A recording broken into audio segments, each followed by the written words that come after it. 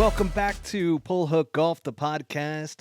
I'm your host, Matt Cook, and tonight I've got a really special guest. It is a return episode with Mr. Lance Bennett, PGA Tour Caddie. We'll be getting into a whole bunch of stuff tonight, especially welcoming back Lance, getting caught up a little bit. Then from there, we'll go over what exactly is PGA conditional status this year like. You've got some experience with that. We'll talk about the Farmers Insurance Open. We'll also go over the upcoming AT&T Pebble Beach Pro-Am, which is the first signature event of the year. And then lastly, we're going to dive into some LIV Golf, which tends to be my favorite topic. There's always drama going on and everything, so I'm excited to touch upon that. But before we dive in, I do want to give a shout out and thanks to our sponsor, Swanee's Golf. First off, folks, they've got this awesome Golden Lake collection. I've got the Nolan jacket on, which might be, I've worn this out to dinner so far, Lance. Like, this thing is nice, and it's a good texture, nice and light, but it looks really, really sharp. So, folks, check out the Nolan jacket for that. I've got the Holman hat on. I've got the Clyde polo underneath. You can't really see that, but if you guys use Pull Hook Golf 25 as your promo code at checkout, you'll get 25% off your entire Swanee's order. And then, of course, I've got the good old Bushwood Spirits going on here. The Stillwater Rye. Fantastic stuff. If you haven't tried it, make sure you do. You also got a promo code on that, listeners. So just use promo code PULLHOOK at checkout for good old Bushwood Spirits. Yes, folks, it's just like Caddyshack. There's a golf ball on the bottle. It's absolutely fantastic. But welcome back, Lance. How are you, man? Good, Matt. How are you? Thanks for having me on. Hey, it's my pleasure. We talked about it at the Shriners last year. We saw each other out there. I was with a practice round. Yeah. And sure enough, we saw each other, and you're like, when am I coming back on the show? I'm like, I got to get you back on soon, man. Exactly. Let's get it done. So I'm glad you got some time to catch up. And there's been a lot that's gone on since the last time I had you on the show. You went from, take me through, because this caddy world, and we've had a lot of experience on this show about how wild and crazy it can be in the carousel that it is for caddies. But since the last time you were on, let's go over the players that you've been on the bag for. When exactly was I on last? So What was... Davis Riley was who you were caddying for when you came on last. Okay. Yeah, so Davis and I had a great run together in 21-22, his rookie year. And then we split last year, a waste management week after the waste management week. So almost a year ago. Next week, it'll be 1 year. Yeah. Had a great run together. Had a great rookie year. And then from there, I went and I worked for Sung J M for a few months. I worked for him from Bay Hill through the U.S. Open. Had a great run early with him, and then had a kind of fell off a little bit, and then he and I split. And in the caddy world, sometimes you get on a bag and you're there for a long time. I worked for Matt Kuchar for almost 10 years, and then a few other guys for a couple of years here and there, Bill Haas and Patrick Rogers. But then lately I just bounced around this past year. Davis, then Sung Jae, and then I worked for Brandon Wu for I didn't know about Brandon Wu, that you were on the right after Sung Jae, I got the job with Brandon Wu, and I worked for him through Greensboro, and then had the playoffs off, and then I started with Austin Smotherman at Vegas. Oh, so that was your first week on his bag in Vegas? That was the first week. Yeah, it was, and I worked for him the rest of the fall. He did not secure his card. He finished 135. Okay. Out of the, so he was just 10 places out of 125. So he is in what's called conditional status. Yeah, let's talk about that a little bit, because I was even curious with how this new setup is, as to how it goes about getting into events. Is it mainly Korn Ferry? But take us through a little bit. We were talking about it before we came on air. Yeah, so you have your different priority rankings, right? Is how they do it. And everybody has a number. So if you're in the top 125, you're clearly, you're exempt for the year. So obviously now it's top 50 or in all these signature events. And then everyone else is fighting for that next 10 to get in, the next, how they have these swings now, they're calling them, the Sony Palm Springs, and Torrey, where it's a 3-week swing, and the best 5 guys from those 3 weeks got in this week into Pebble Beach. Um, so those guys are all fighting, and then you have your after that they put in the the medical extension. So guys are coming off injury, trying to get back out here. They have a certain number of events that they are allowed to have to earn their points back. And I think there's like 8 or 9 of those guys this year. So they go in there, and then after them come the Corn Ferry graduates. This year they've thrown in 10 of the DP World Tour Yeah, I saw guys. that. Oh, with that partnership, now they've given them 10 spots, tour cards. So they throw him in the same category. And I think there's like 42 guys in that category, which is the top 30 Corn Ferry, 10 guys from the DP World Tour, and then you got the 5 guys from Q School, because remember they gave five spots for Q School. And then you get to the 126 to 150 category, which is what Austin is in, and so we're kind of got pushed down the list. Where in past years we may have gotten in Palm Springs and Torrey, um, and this year it's not happening because of this new signature events that they have. I feel like it's pushing guys that aren't in those events to play more of the other events to try to play their way into these signature events. So it's making these fields stronger in one way is one way to look I at it. mean, that would be that would be I guess a good way to look at it. I mean, it's funny though because I've talked with so many guys. Like when I had Streelman on the podcast, Kevin Streelman, not that long ago, he was pretty open Yeah, about the fact that does not like the signature events at all. right. And that is kind of the sentiment from everybody that I've talked to out here in Scottsdale and so forth, players, agents, and so forth. That not really loving this whole signature event, and it's kind of padding like for the top guys and everything, and not really taking care of the entire tour. So I guess it's kind of how you look at it. But in terms of with Austin, I mean, you guys just finished fourth or tied for fourth down in the Bahamas. And Actually, he did. I did oh, you not did not go. go. So no. So we had a big freeze here in Dallas, like a really bad that's that weather dipped way south from the north, and we got like down to 0 at night and like in the 20 and the teens during the day, and I had some pipes freeze, and so I had to be here for when it thawed out to see if I was going to have any Sure. major breakage. So luckily, it was only minor, and I was here. This happened 3 years ago, and I was at Riviera. We had the same type of ice storm come through, and we had our house almost fully flooded, like partially flooded, which created a lot of damage. So I felt I had to be Sure. here to not unload it on my wife, and so I told Smo, I was like, I can't go. I got to be here. I can't risk um, the damage it could possibly do. And he totally understood. And I knew he'd play well. He had been, working really hard, and his game was in Well, good it's a good form. week to So miss. It was it windy didn't. as shit down there from what I could see. That's what I heard. That's what I heard. Yeah. So pretty Yeah. impressive that he played that well. Now, in terms of kind of what's next for him in terms of events, like you were saying, not really quite sure what events he's actually going to be able to be in at this point. Right. Yes. It doesn't look like he's going to get in on his number until Puerto Rico. Okay. Now that could change. Maybe Mexico, or maybe what is the old Honda now is what Cognizant is what it's called now. Yeah.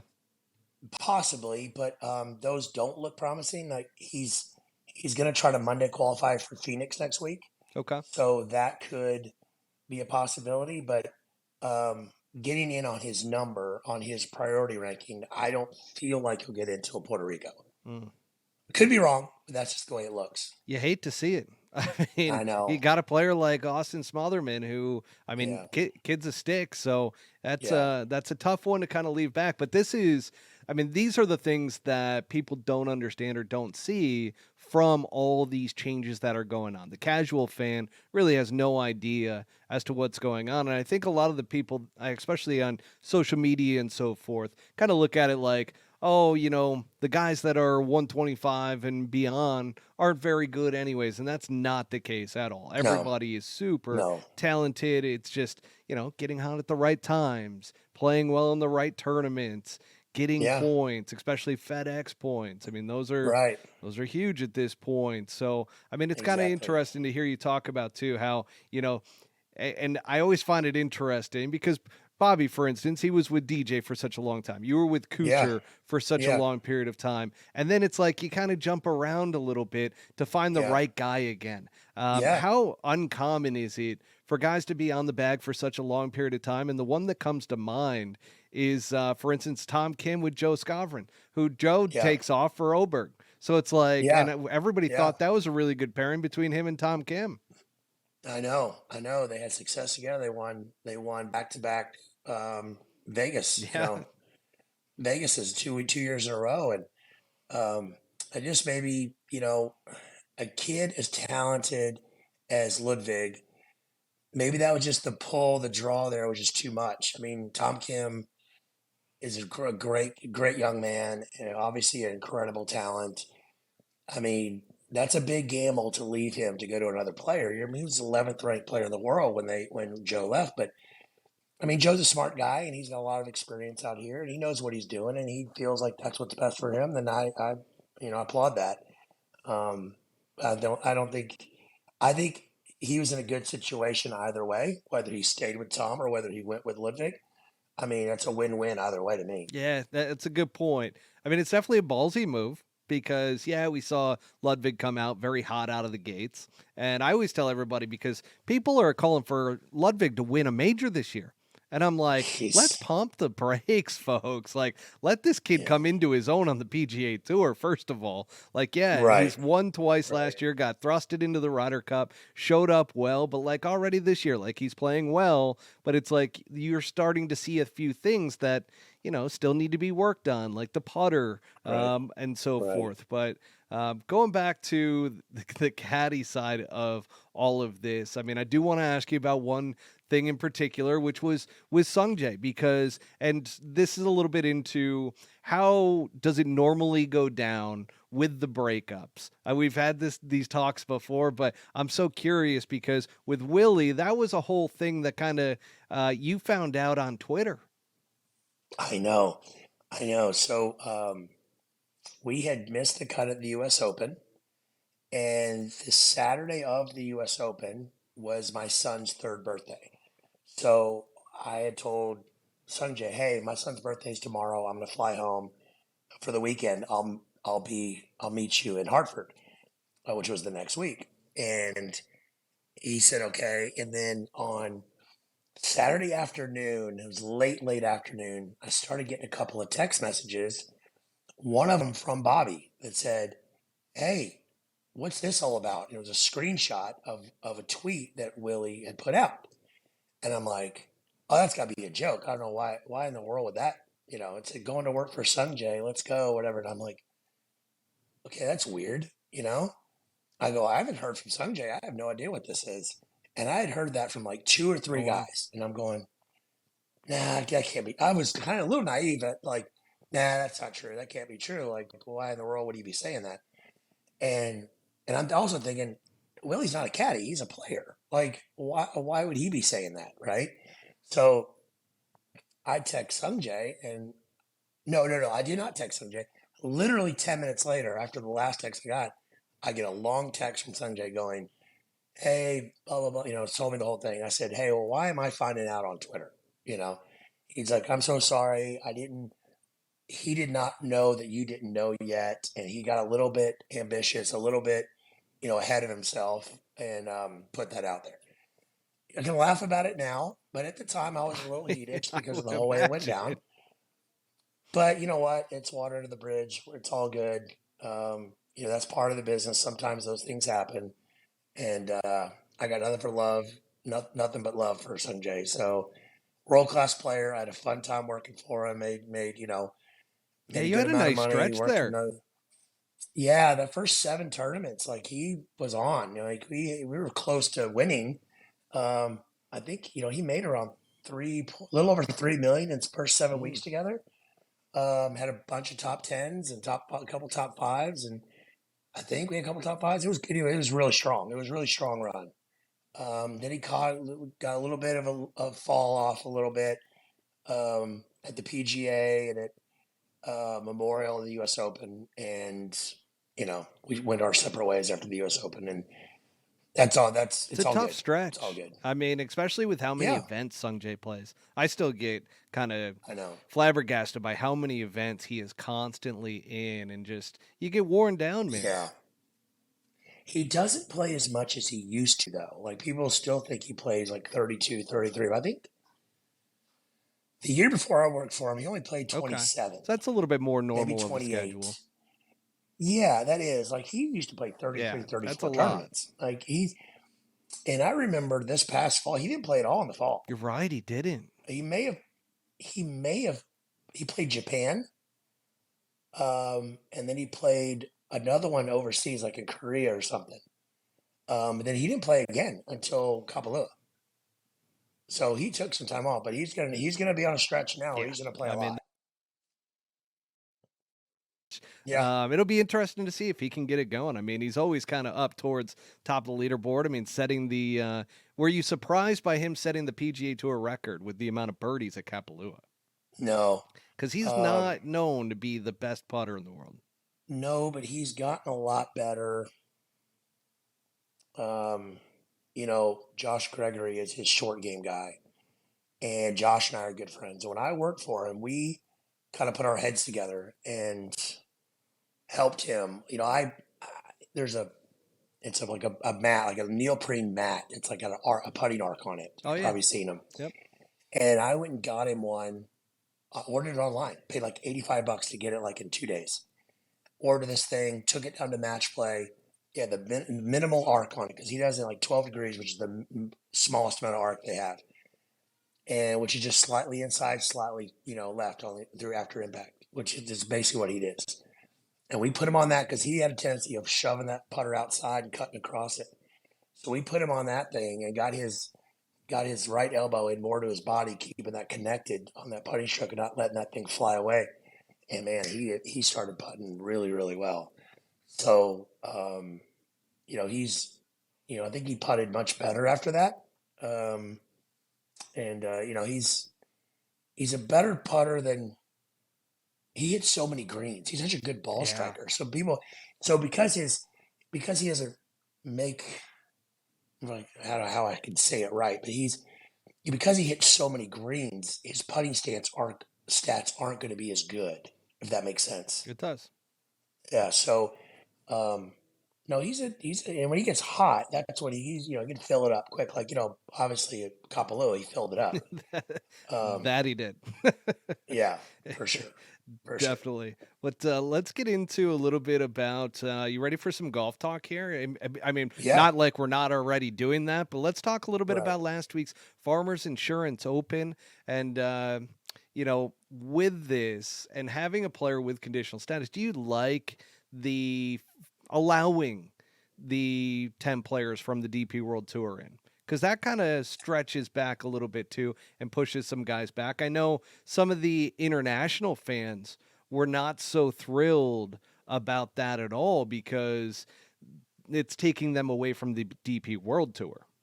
Right. Yeah, I think I have mixed feelings on it. Like, I feel like you're going to take opportunities away from Corn Ferry guys because they're getting pushed further down. They put those 10 guys ahead of all the Corn Ferry guys, which I was curious on where they were going to put them in the order.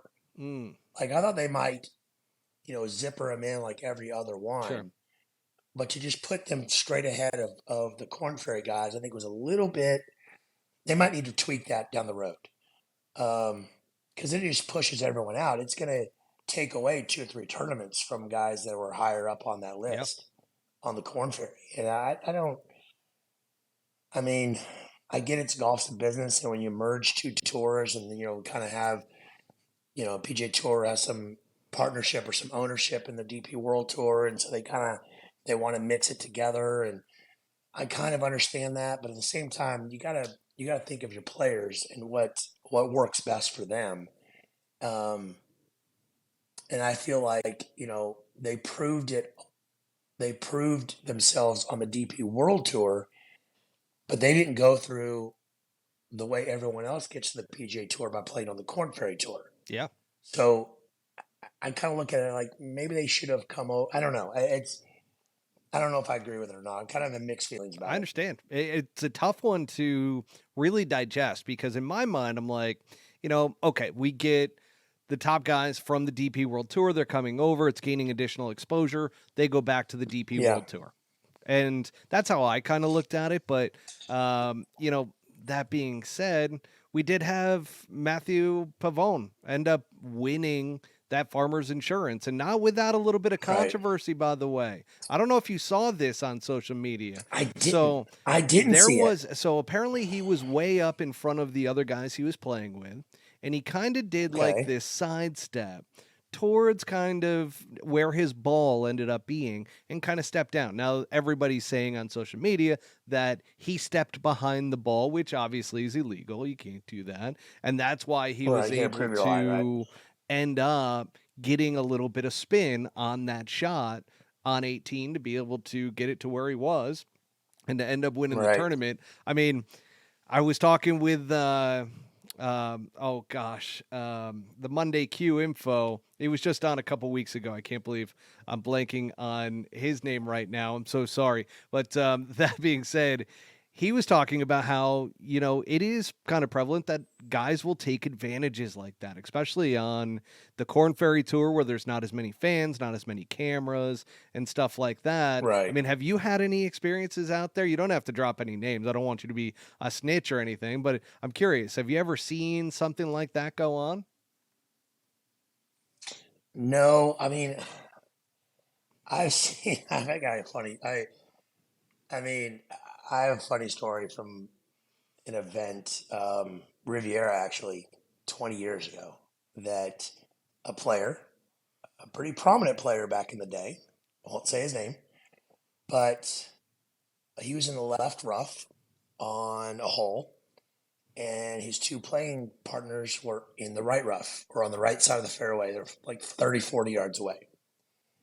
And there was a caddy that was out there in the morning looking at pins for the afternoon. This is before ShotLink data, before you could follow it on your phone. This was back when you kind of caddies went out in the morning if they had an afternoon round and looked at pins and saw how greens were reacting and how putts were rolling. Do their little scouting Sure. morning scouting trip.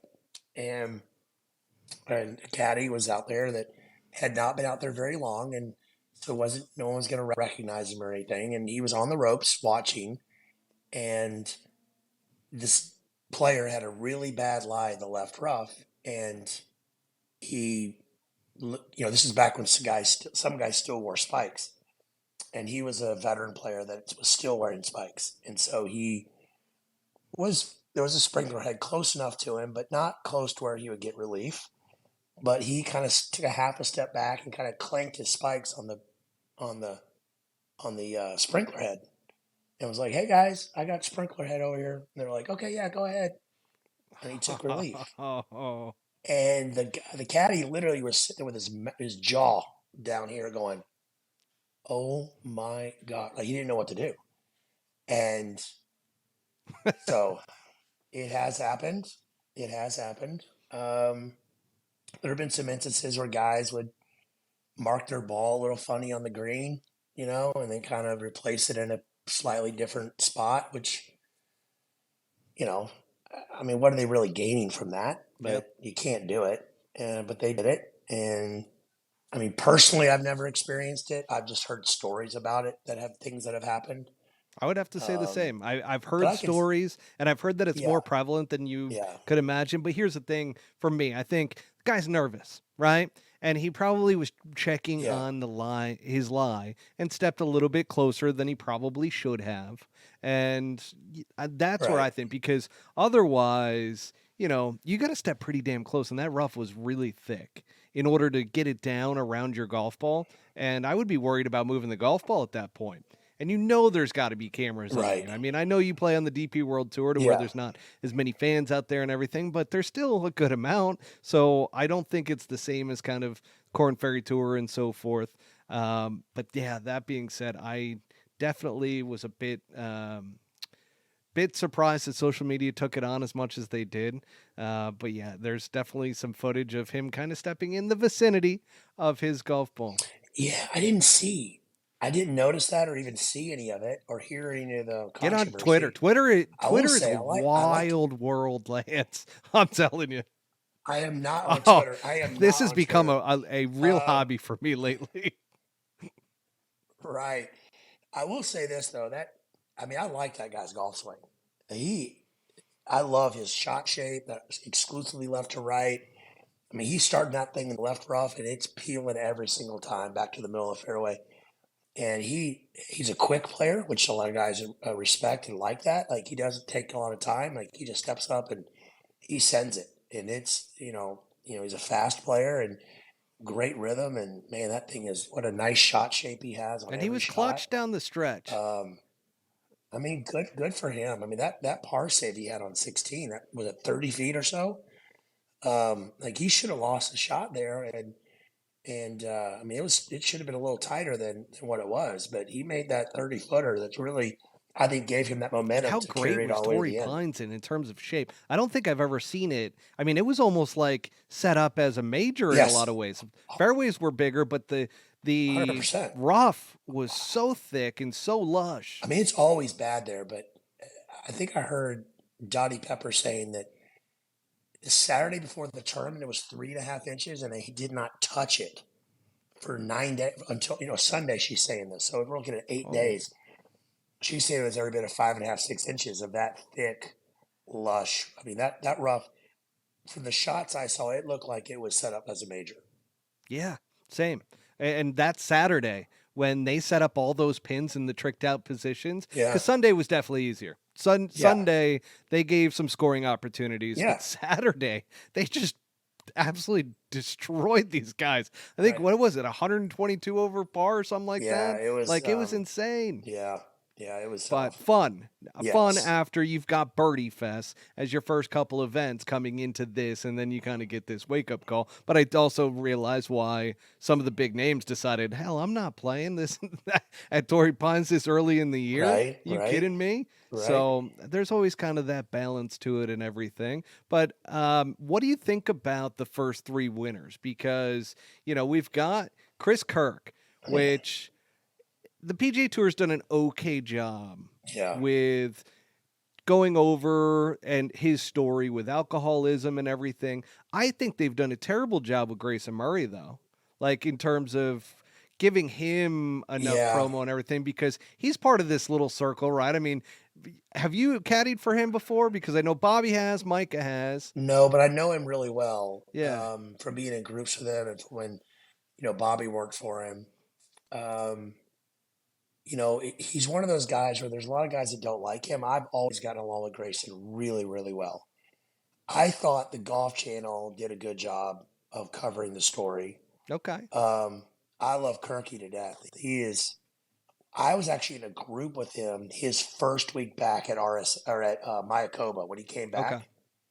back. We played 36. When there's the year we played 36 holes on Sunday. We got rained out and we had to play 36, no repair. So we played 36 straight holes together. I think we had to come back on Monday maybe and finish.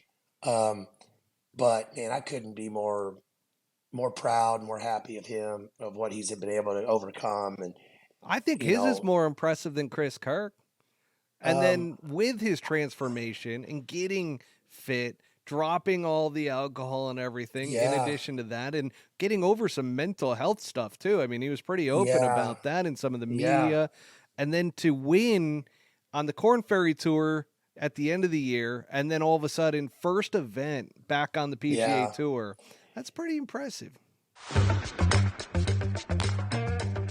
Now, a quick word from our sponsor. Swannies is here with a fresh take. Performance-based materials are a given these days. But if you're looking for the stretchiest and most lightweight pieces that deliver a look that says, I'm here for a good time, take a walk on the Swannies side. With fabric sourced from recycled plastics and designs sourced from our very own weekend warriors, Swannies is looking out for both our planet and those that need a little style to boost their drive another 15 yards. Premium looks from top to bottom at swannies.co. Yeah, he was in a dark place. I mean, you know, we played with him in the fall somewhere, and I can't remember where. And I was just like, man, you look just so good. I was told him, like, you got to be, you look lean and mean and you're ready to go. And he's like, oh, thanks, Lance. I appreciate it. I've worked really hard on my body and everything, really. I didn't realize how bad it was, but he was ready to quit. He was done. Yeah. And, you know, I don't know if it's the fiance that he met or his faith that he found or what it was, but I mean, he's done a transformation of a person that has been really impressive. So it's it's humbled him. I think it's really a really heartwarming story to see the changes that he's made in his life for the better. I love that he said, if I win today, it'll change my career, but it won't change my life. Yeah. I love that. That's a great quote. That's a great line to use. That's how you know he's in a great mental space right now. Yeah. He's like, it's going to change my career. Yes. But is it going to change my life? No. And I love that he has that perspective to be able to say that. I completely agree. Now, I'll be honest, I missed the Golf Channel story on him.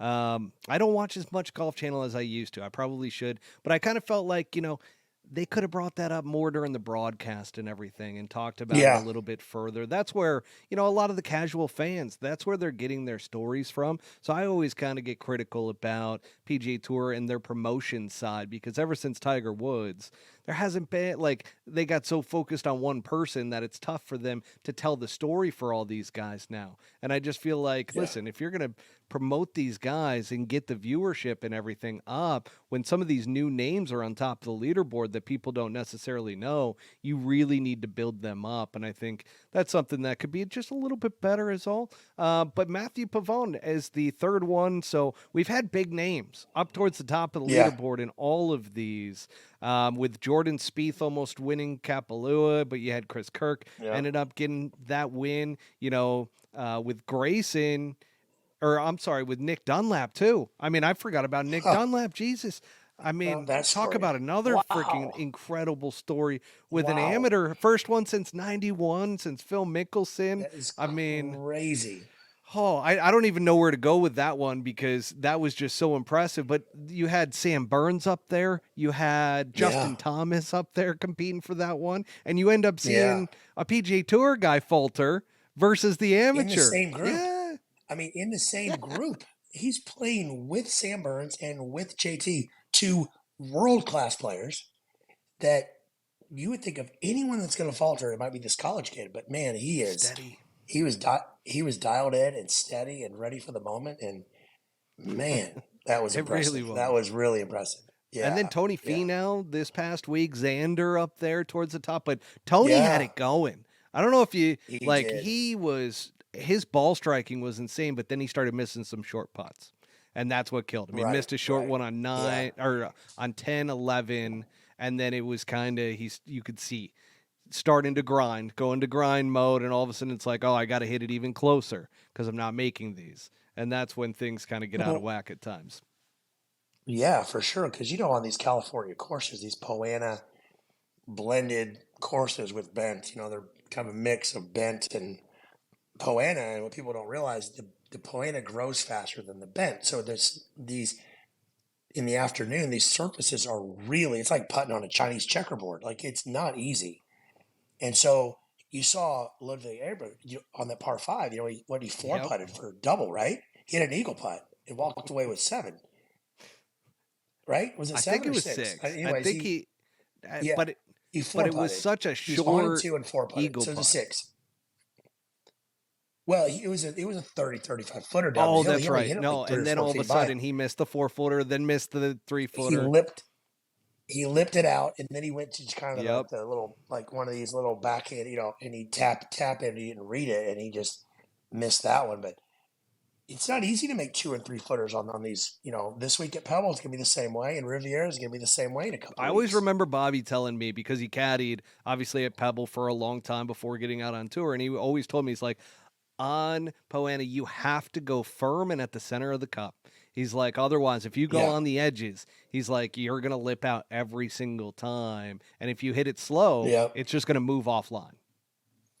it's Yep. gonna do one of these. It's gonna a lot of movement, And I and I think both that's great ways. for fans to know. I like, once again, didn't really hear that a whole lot out of the broadcast team, but I will say CBS for me kind of takes the cake for a broadcast team.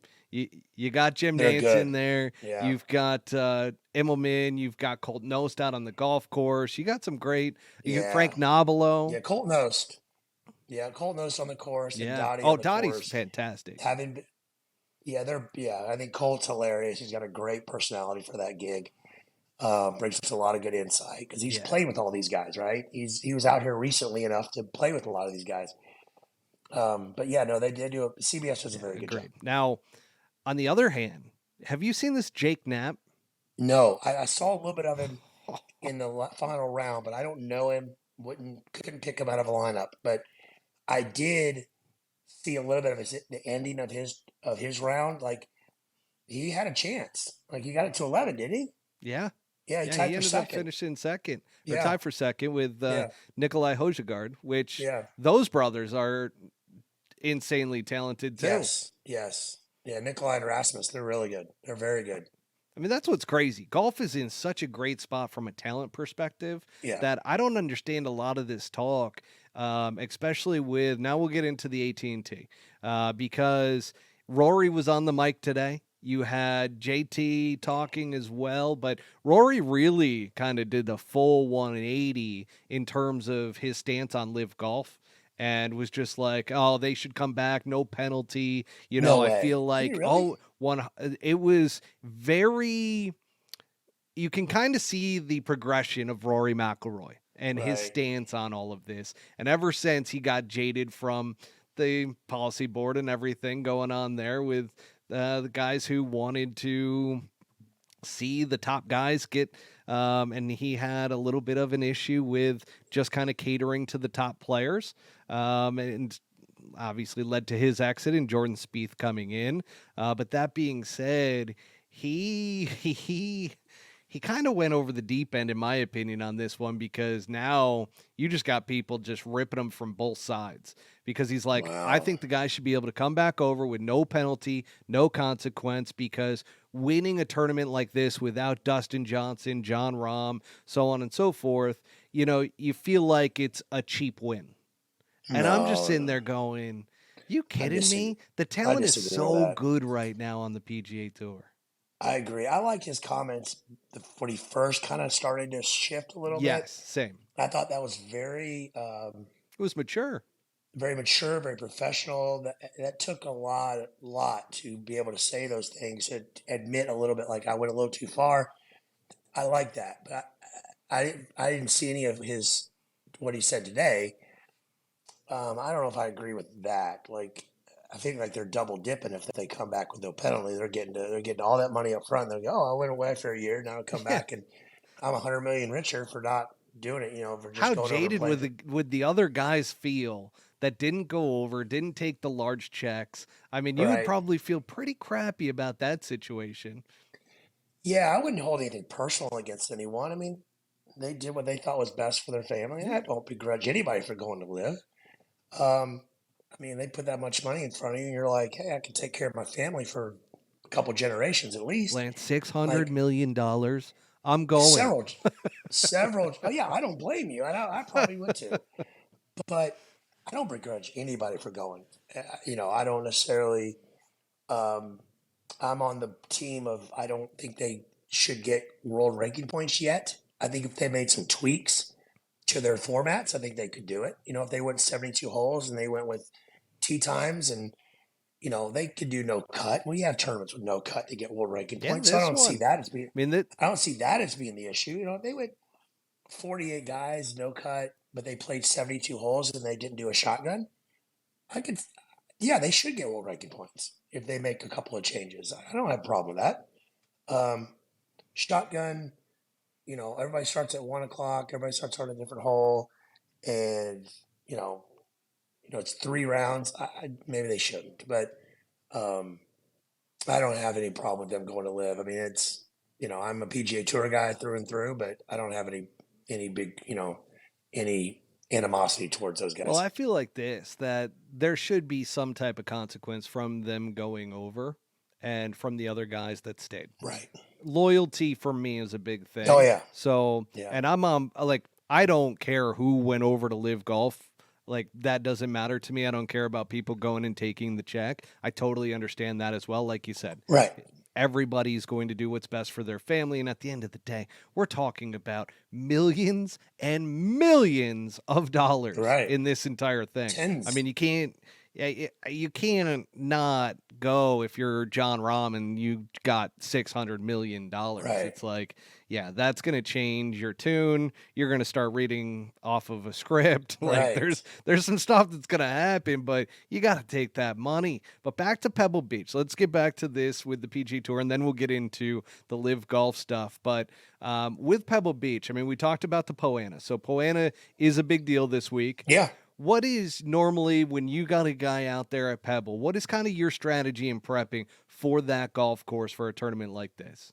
Well, Pebble Beach, they're gonna now. So it's only 2 courses this week, right? Spyglass and um, Pebble Beach. Pebble Beach has the smallest greens on tour, right? Their square footage, average square foot of greens is the smallest on tour. Even smaller than Spyglass? I feel like They're Spyglass small is really too. small They're too. small too.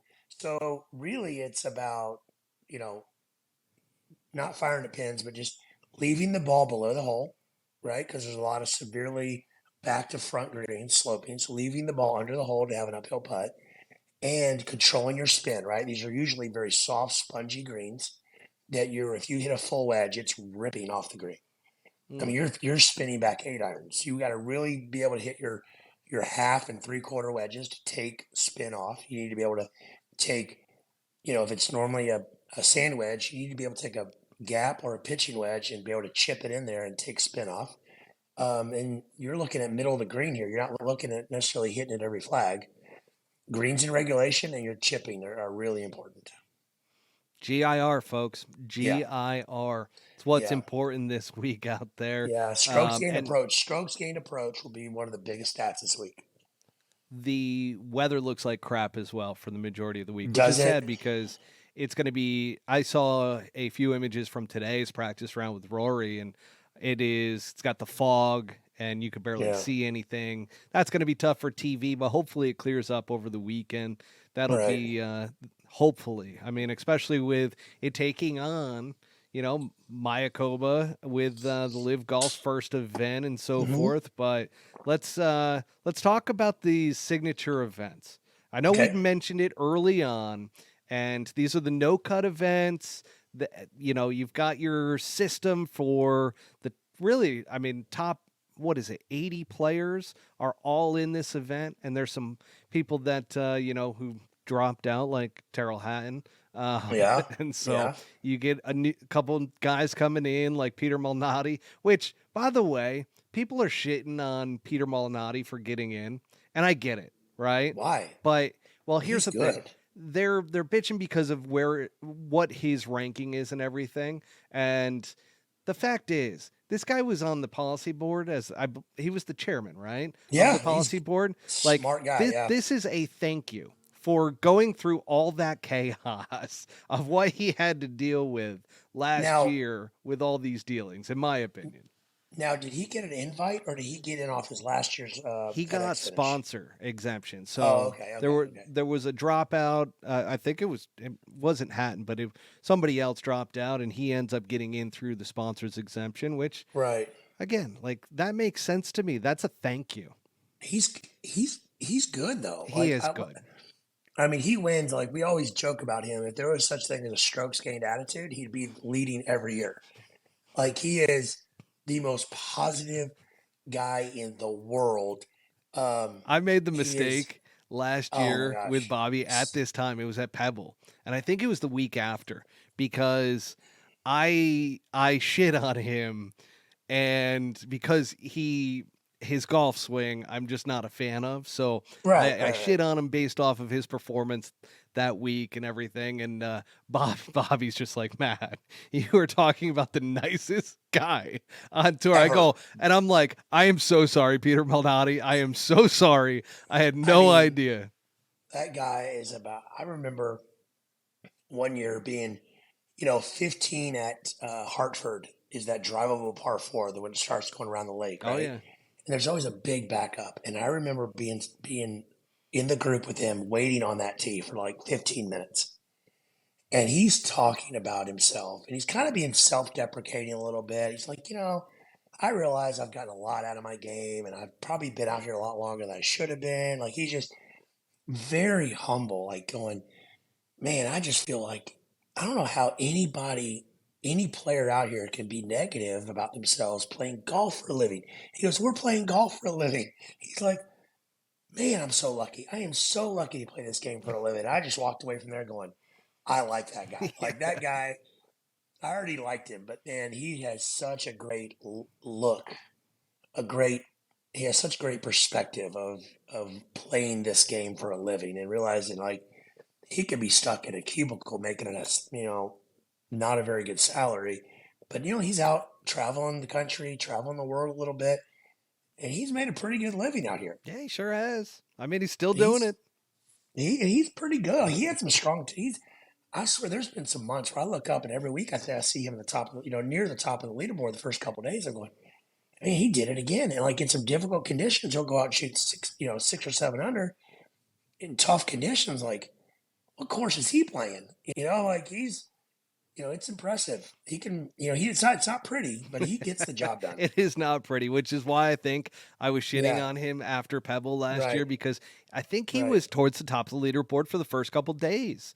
And so he Yeah, plays this golf course really well, which again goes to the fact that, hey, thank you for being the chairman of the PGA Tour Policy Board. You deserve to be in this right, golf tournament. Just a little thank you from the tour and the sponsors. So I've got right. nothing against it whatsoever for him Nah, getting in. I don't know what people are freaking out about with that whole thing, but we've got some big names coming back to Pebble, which I guess in a way, like last year, Pebble took over for Waste Management for the Signature Series. right, Little depressed about that because I love the Waste Management. It's the People's Open. But that being said, you've got shit. I mean, you got basically the top 50 in the official World Golf Rankings, which I know right. people out there that love LIV are going to freak out and go, those aren't real rankings. All right, whatever. But it is the top 50 guys that are out there playing this week. You got Scheffler, you got McIlroy, Hovland, Schauffele, Cantlay, Homa, Fitzpatrick, Harman, Right. Clark. Yeah. I mean, the list goes on. And without just a select few that went over to LIV, like John Rahm,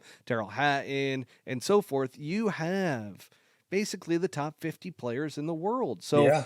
in a way, this week kind of wins because guys used to did you ever hear guys talk about why they wouldn't go play Pebble for the Pro-Am? Was it because it's a Pro-Am? That's part of it. Um, that's part of it. And then the unpredictability of the weather, cold and damp and wet and, not much fun. It's the scenery's great, but sometimes, 6.5 hour rounds in these pro-am formats is not fun. Um, that's probably why guys would skip it, but I don't, this is one that's going to rotate, right? Like it's not going to be this one every year. Like, aren't they going to go back to They Phoenix with haven't a, said. yeah, I I don't mean, know what they're going to do, but yeah, I not feel like a sure. few of these they're going to rotate a little bit. It won't be I've the heard the same same. thing. It won't be the same 8 tournaments every year. Like two or three of them, I think, are going to maybe move around a little bit, and give other tournaments their shot at being a or signature. But yeah, I think you know Pebble's a great place to go, but some of these guys just don't want to deal with the elements. They don't want to deal with the 6 hour round. Like I've met some great people working at these events. Become friends with people from amateurs that we've been paired with or been in the same group with.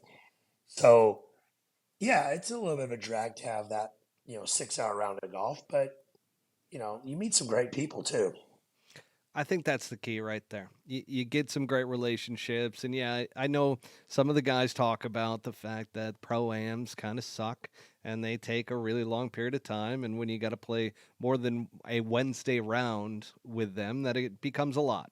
So I Yeah. get that too, but it's Pebble Beach, man. Like the average Right. golfer's like licking their chops, going, "Man, this is a dream location. This is great." But this time of year, I get it, and especially with the weather forecast and everything like Yeah. it is going to be this week, I can see everything that you're saying, Lance. So I'm with you on that. Let's go over a couple picks. Who you like this week? I really like Jordan Spieth this God week. damn it! I should have gone first. Son of I a. really, he's a past winner. Um, he's very creative, which you need. He's probably one of the most creative players. I just like the way he and Michael Greller work together. Jordan just, he knows how to play. This isn't one of those golf courses where you can, it's all mechanic. There's a lot of creativity, a lot of like just playing golf, right? Yep, And getting it in the hole. And no one's better at getting it in the hole from weird positions than Jordan Spieth. that's such a good point. Yeah, I really like him. Dang it! I can't believe you just took my pick. That's a really good pick, by the way.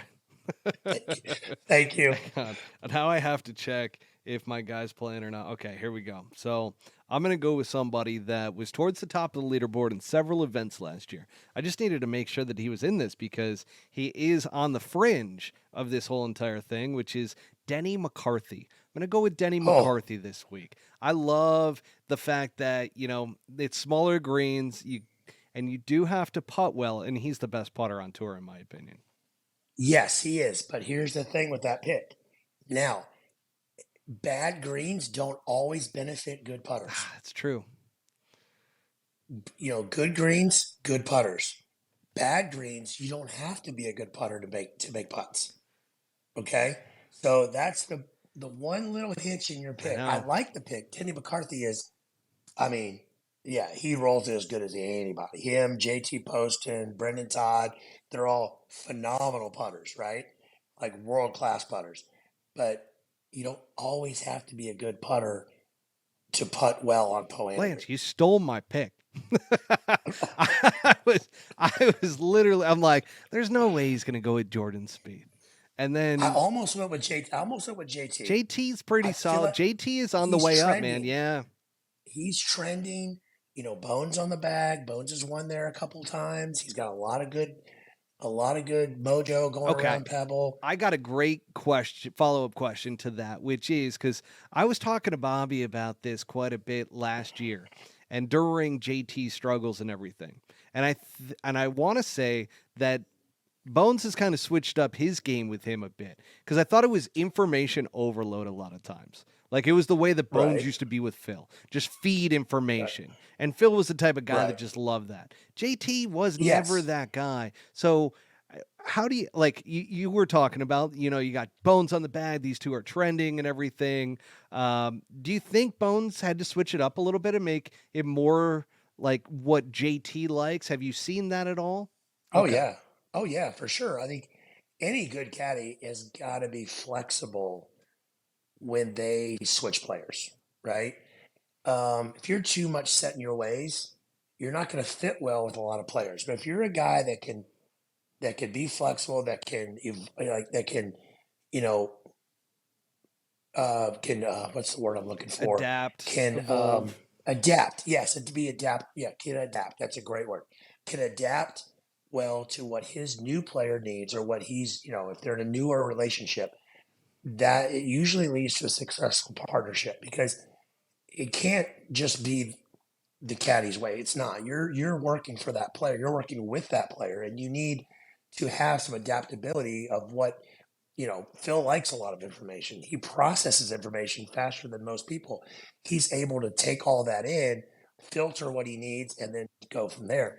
Whereas and JT's very smart too. I'm not saying he's not, but that he maybe not want. So a lot of players like more simple. Keep it simple. Give me the nuts and bolts, and let's talk about it from there. No, I think Bones has done a great job with JT. Obviously, they won a major Yeah. together the first year. And Bones is, obviously a ton of experience and a legend in our what we do. He's done a great job of, changing and adapting to what JT Love that. needs. All right. You've got Jordan Spieth. I've got Denny McCarthy. Just a couple quick questions. This was a new segment that we started this year with Swannies, the Swanee style segment. All right. These are just going to be a couple rapid fires for you. Where do you stand on joggers? You a fan? Not a fan? Oh, I used to not be a fan, but I've kind of grown into it a little bit. Is it because of Sam Ryder? That's good. That's good. Sam can pull it off. Yeah. Yeah. That's what Yeah. I'm saying. I mean, there's certain I people that cannot pull it off. I remember when I was working for Davis Riley last year or 2 years and a half ago at Tampa and at the Valspar. And it was the year we got in the playoff for Sam Burns. And we played with JT on Saturday, right? In the like second to last group, or maybe the last group. And we go out there and he's wearing his Grayson joggers. And I could not pass up a chance to get a little dig in. And I'm like, hey T. And he's like, what? I go, you come straight from the gym? And he's like, he just like, you know, like gave me one of those. And I was like, you know, I couldn't resist. No, you can't, But, especially somebody like JT, because JT's got a but- great sense of humor. Oh, And he does. dishes it out. likes- Oh, he loves dishing it out, and he hangs out a lot with Tiger, and Tiger is the king of dishing He it out. is. People So- don't realize that. No, But you no, cannot he's put a the mic king. on Tiger when No. Tiger's in private with the guys. Like, Oh no, yeah, no. no, Tiger is great at needling and taking it. And JT is great too. They're great. And so, no, he took it well, and we had a good laugh about it. And no, but I used to not be a fan of the joggers when they first came out. I'm kind of like, okay, I can see it. That's where the kind of style is going in golf. I wouldn't do it, but I have no problem with it. Okay. Now, Melbourne, they are the new guys on the block because they signed Jason Day. They've got Rose Zhang. They came out with a Pebble Beach collection or whatever it's called. I think they called it the Crosby collection, which is fitting for Pebble Beach. That's and nice. Rose Zhang was wearing some very large pleated pants. Very, very Yes. large, right? So I have a Yes. question for you. And I'm going back to, Arnold Palmer, going back to early days of Tiger Woods. Right. Do you want to bring back the pleated pants?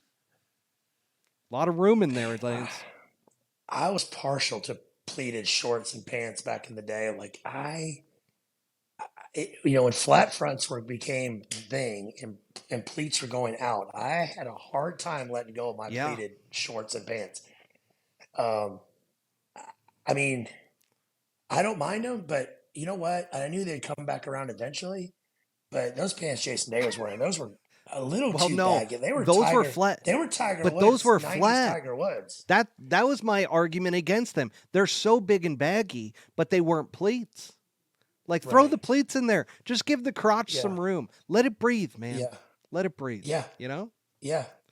For I sure. love I love Yeah. some airflow. And ever Yeah. since the flats came out, the skinny stuff, I've just had a real tough time. I mean, my clothier at one point, he told me, he goes, man, you got hockey legs. I was like, what does that mean? He's like, all the hockey players that come in have legs like you, like big athletic legs. I was like, oh, thanks. I appreciate that, I guess. And Right. he's like, no, It's a it's a compliment. I was like, okay, that's why I love pleated pants. And I want them to come back. So Right. I'm on the side of pleated Yeah. pants coming back. All right, let's get Yeah. into my favorite topic because there's always drama with LIV Golf. Yeah. It brings me back to, because I've been an entrepreneur for years. I've had all different types of businesses, especially in the golf space. And I'm just like, I get how chaotic it can be with a new group of people trying to run a massive league. So LIV Golf, were you following any of this chaos leading up to this first week with all these like potential signings? No. I mean, I saw the Adrian Moronk signing, and that did not surprise me. Not at all. And I think you might know where I'm going with this, but he got passed over for the Ryder Cup team, and he wasn't very happy about it. I mean, he was player of the year on that tour and didn't make the Ryder Cup team. He went out of spite, I think. Big time. I mean, I think he went out of like, you know what, guys? Like, I'm taking the money because you guys don't respect me, anyways. I'm out of here. So I called it after the Um, Ryder Cup, I want to say, on an episode that I was like, well, there goes Adrian Moronk. He's going to live. And then I followed it yeah, up once I started getting some reports and everything around him. And that was a couple months ago. So, like, he's been yeah. going to them for a long time. Guess what? He's still not announced yet.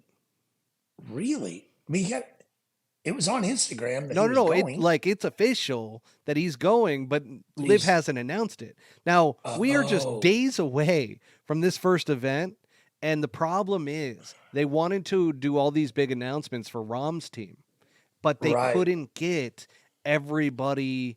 Like, they had Rom filled out for 3 guys, right? They had one of the right. qualifiers in, or Yeah, not a qualifier. Actually, no, I'm sorry. They had the qualifier in Kieran Vincent. yeah. And then they had Caleb Surratt, who signed as an amateur. I, right. I mean, straight out of college, Yeah, University of Tennessee, and he, man, I'm a little shocked at that one, I but am too. I am too. Trust yeah, me. And then all of a yeah. sudden, Terrell Hatton. But here's the crazy thing. So I'm close in with a lot of guys around Wyndham's team. Okay, Okay. And Wyndham Clark got an offer literally at the final seconds. Like, granted, he had an offer for $55 million. right. Okay. That was the initial offer that he had to like mull over and everything. In like the final hour of at the end of last week. Now, granted, this is a week away from their opening event in Mayakoba. All of a sudden, top live official gives him a call and is like, "You're an idiot for not taking this money." Like, starts like giving him shit about not like taking it. Like, you're gonna regret this, blah blah blah. And he goes, "What is it gonna take?" And apparently, Wyndham threw out over $100 million. Right. And he goes, "We can make that happen." Well, Wyndham all of a sudden had He called to his bluff. start. They did, and so Wyndham all of a sudden had to start really contemplating because Wyndham told everybody not going. Right. Like, and here's the reasons. Told the entire team and everything, and sure enough, he had an offer that was too good to be true. Goes and wanted to talk to some live guys that weren't necessarily having a great experience. Right. And I put this on Twitter and people wanted to know. So this is the segment, everybody, that you want to listen into if you're on Twitter listening in, because Joaquin Neiman and Sebastian Munoz, which we know a guy over there who happens to caddy for one of the guys, Mito Pereira. Yeah. And sure enough, Joaquin and Sebastian have not had a great experience over there. Okay. They are not in love with the LIV Golf format. They don't necessarily like the fact that they are losing their ability to potentially play in majors. And like, there's a lot of Yeah. things that they are not happy about that they were promised in coming over, that all of this was going to be taken care They of. got But sold a bill of goods and they bought it and didn't.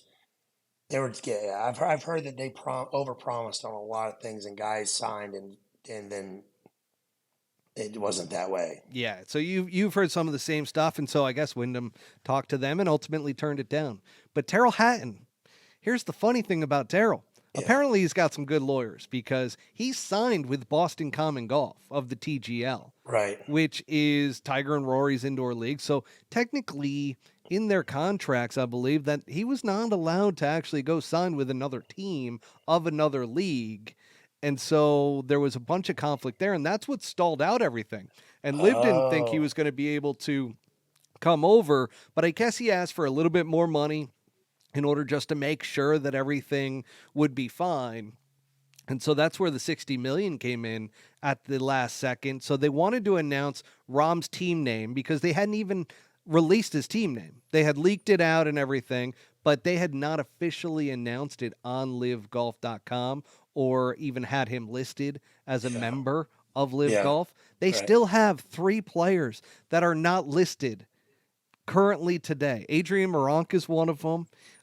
We've got the other guy. Oh God, what's his name? Well, Adrian Moronk, I saw was going to Martin Keimer's team. He is. He's going to be part of the cliques Right. along with Callie Samuja. So Callie has not been announced yet. Never heard of Even him. though he won or didn't win, he played his way in that qualifier event Right. that Liv had. And then you had, who's the other guy? Part of the Ironheads. Where the hell did I put that? Hang on. It is. Oh, I might Who not is have on written that? it down. Who's on that team? That's Kevin Na's team, right? That's Kevin Na's team Danny along Lee. Danny Lee. Yep. And then you've got, hang on, I'll go to it now. Let's see. Because I've got their thing up here. So teams. Let's go to the Ironheads. And so they only got 3 guys listed right now: Kevin Na, Danny Lee, and Scott Vincent. Okay. Right. But Right. there right. was I want to say it was the Japanese kid that ended up qualifying. So he's going to be on their team. Hang on, 3 LIV Golf qualifiers. And it was, just so that the audience has this, because I was getting asked over the weekend if I had all the rosters for LIV Golf. So it's Jinichiro Kozuma. Okay. Kozuma. Okay. That's a good last Hey. name. Hi. So really excited about that. So he's Yeah. going to be on the Ironheads, but they haven't announced any of these guys yet. We are just days away from Right. this goddamn event in Mayakoba. We're 2 days away. It's absolutely insanity. And some people are like, Yeah. oh, this is great marketing. I'm just like, this is insanity. This is not Yeah. planned. This is No not what doubt. it should be. No And doubt. then you've got the rumors. And I'm just curious if you've heard anything out there with good old Anthony Kim. AK. My man. I love AK. AK's great. He was the best. Let me tell you, he was the best. And that belt buckle.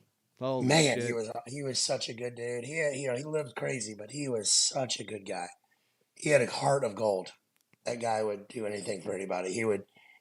I'm I'm happy that he's trying to come back. I hope he does, and I hope he does successfully. You think he's going to go on the tour? Or you think he's going over to LIV? I don't know. I don't know what his situation is Because he can come over to financially. LIV as an individual. Okay, I didn't know that. And his insurance money apparently has dried up, Anthony Kim's. So he was getting that $10 million for being injured and not being Right. able to play. Yeah. So apparently that's Yes. done. That's what I I've would heard. assume that's probably why he's coming back, because it's been what, 12, 13 years. Well, how long has it been since he was played last? I think like 14 years. Yeah. It's been at least 10. Yeah. Let's put it that way. Yeah, it's been at least 10. I know it's been, I think at least 12. Yeah, it's been at least 12. Yeah, I'm rooting for him. I mean, I've been around him quite a bit early in his career when he first came out, and he's, man, talented as can be, and he's a good guy. Do you think he belongs on the PGA Tour or on LIV? I think it makes sense for him financially to go to LIV, Yeah. but I mean, if he can still play, I'd love to see him on the PGA Tour. Maybe too much time has gone by, and in competitive, you lose that. I mean, that's a long time to take off and try to come back and play at this level. Oh, trust me, I know. I had been training up until I got really sick at the beginning of the year, and now I'm still dealing with long COVID.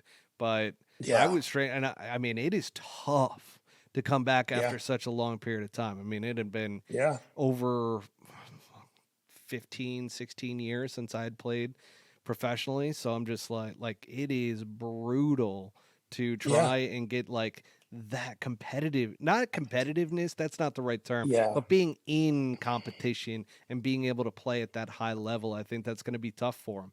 But that's I why tell you what, though, I think LIV makes I sense. did see the video of him. I think he was maybe at the Vintage.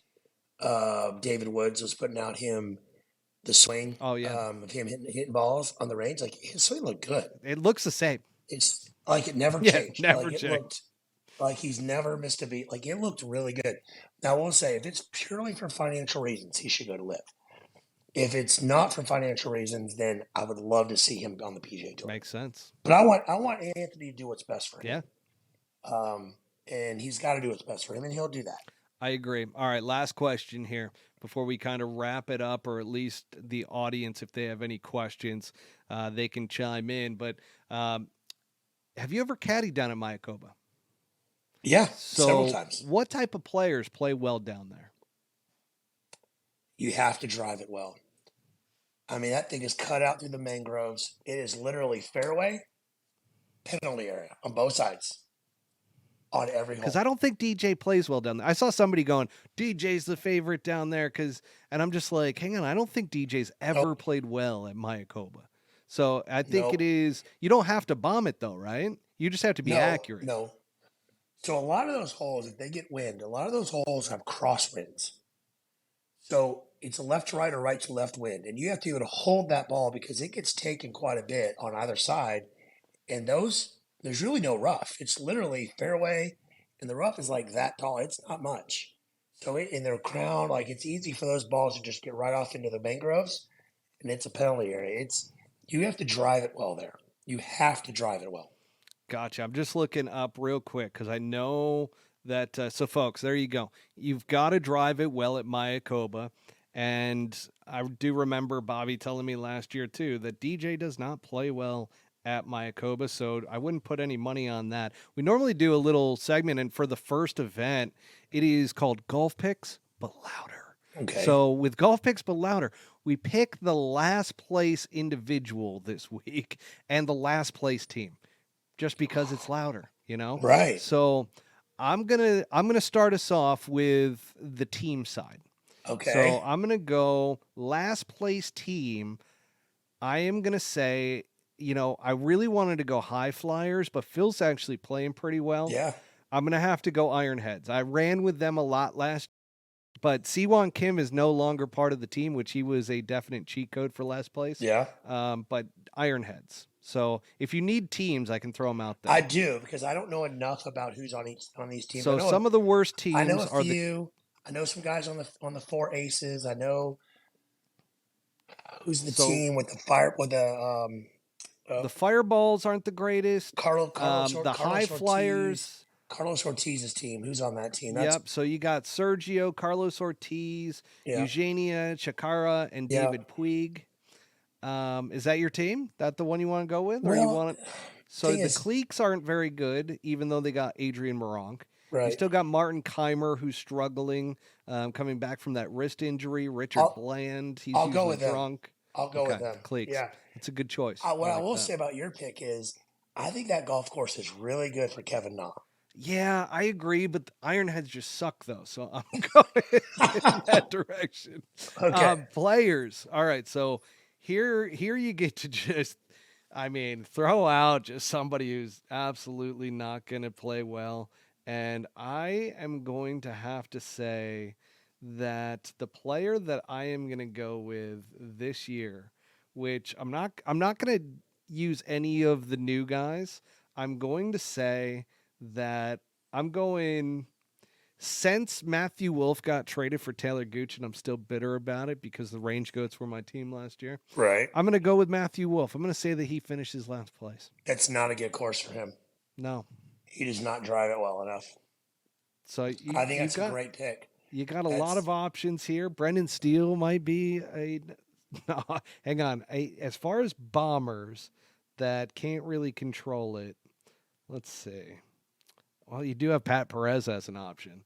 right. You've got Carl. Well, Louis Oosthuizen's going to be too good. Andy Ogletree's going to be too good. Yeah, he's playing some good golf right You've now. got. Graham McDowell has not been playing good golf. Mark Leishman's playing okay. Audubon here, Jason Kokrak could be a decent. You do have DJ who hasn't played well out there. You've got Sam Horsfield, Brandon Grace. He's gonna be okay. Richard Bland again. That could go right along with your Cleeks pick. Yeah. Taylor Gooch, no. No. Sergio, Eugenio, Shakara, Bryson.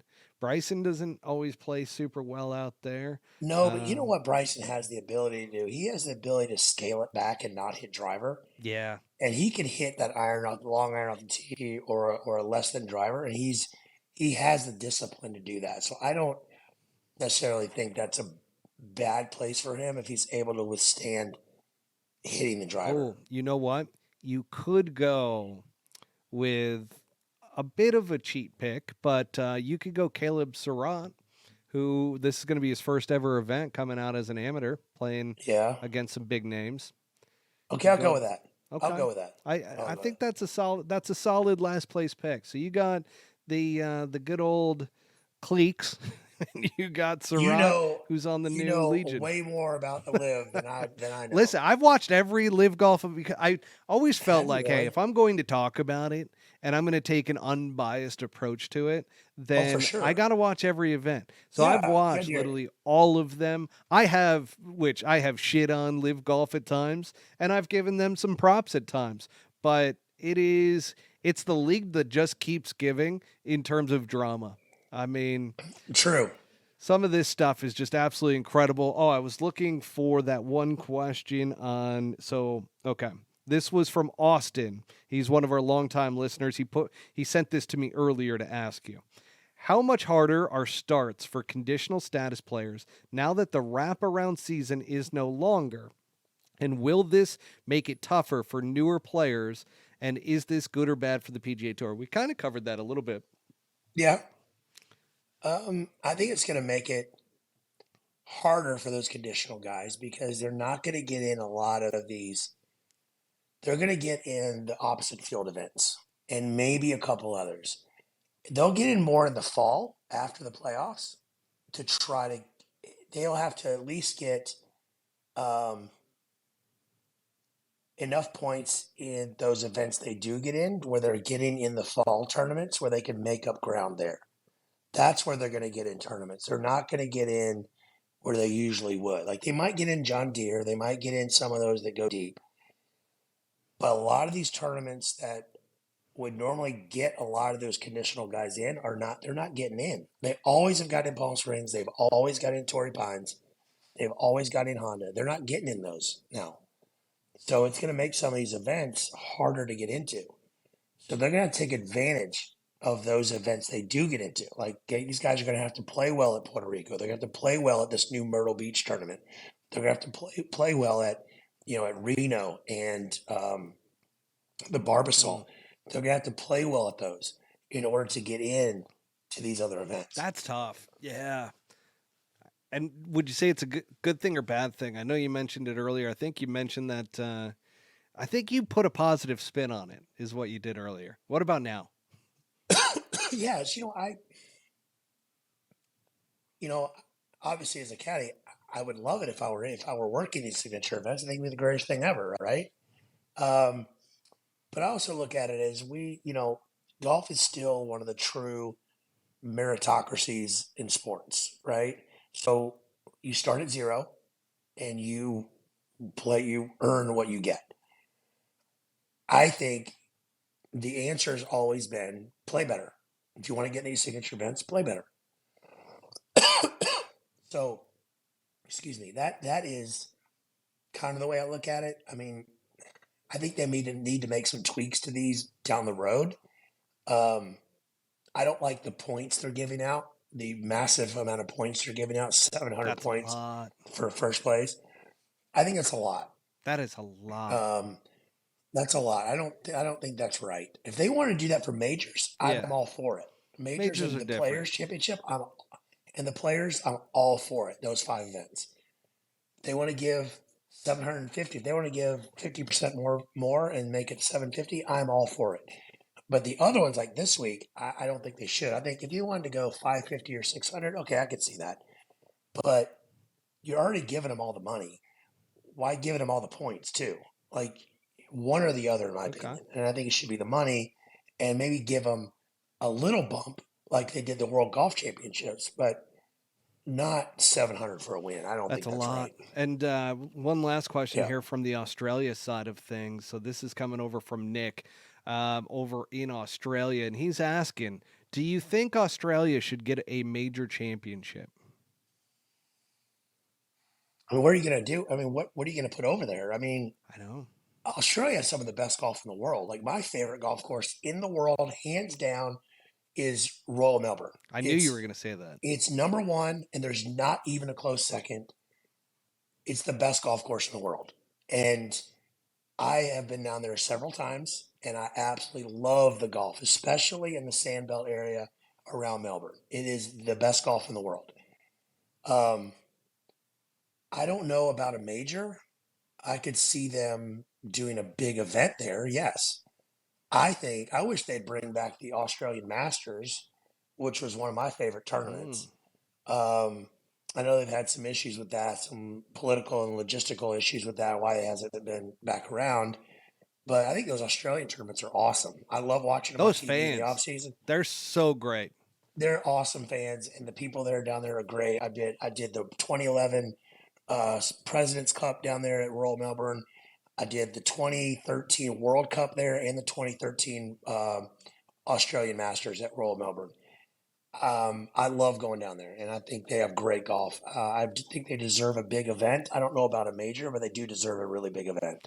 Yeah, they got Adelaide for LIV Golf now, which is nice. They get Yeah, to see and get to, kind of have their waste management open type of feel to that. But I agree. I yeah, think getting them another yeah, big tournament would be yeah. great because I didn't realize too. I don't know if you've run into this with any Aussies as to how upset they are about and how jaded they kind of are against the PGA Tour for kind of bringing everybody to America and not really like allowing there to be those type of tournaments over in Australia. I would love to see, like we have the Zozo tournament in Yeah. Japan in the fall. I would love to see an event like that, no cut, 80 people, play down in Mm, Australia. that's a Like a good point. similar type event of Zozo, play that in Australia. Another, big company comes up in Australia and they put on an event in the fall that is on that same type of level as Zozo, but better. Oh, Like that'd be I think that'd awesome. be great. I think that'd be great. Lance, that's a hell of an idea, and that's a great way to end it right here. I mean, Thank you. thank you, Lance, so much for Yeah. taking the time out. I know it's starting to get late over there in Texas, but Yeah. I will let you go. Thank you, everybody, as our sponsors. First of all, thank you to our audience as well, but thank you to our Yes. sponsors, Swanee's Golf, Bushwood Spirits. Once again, go to swanees.co. Utilize the promo code PoleHookGolf25 at checkout for 25% off your entire order. Same thing goes over at Bushwood Spirits, which bushwood.com, and use promo code PoleHook and get 10% off all your booze. So you got that from us. And Lance, just hang on for just a second as we go ahead and sign off here. But thanks again, everybody.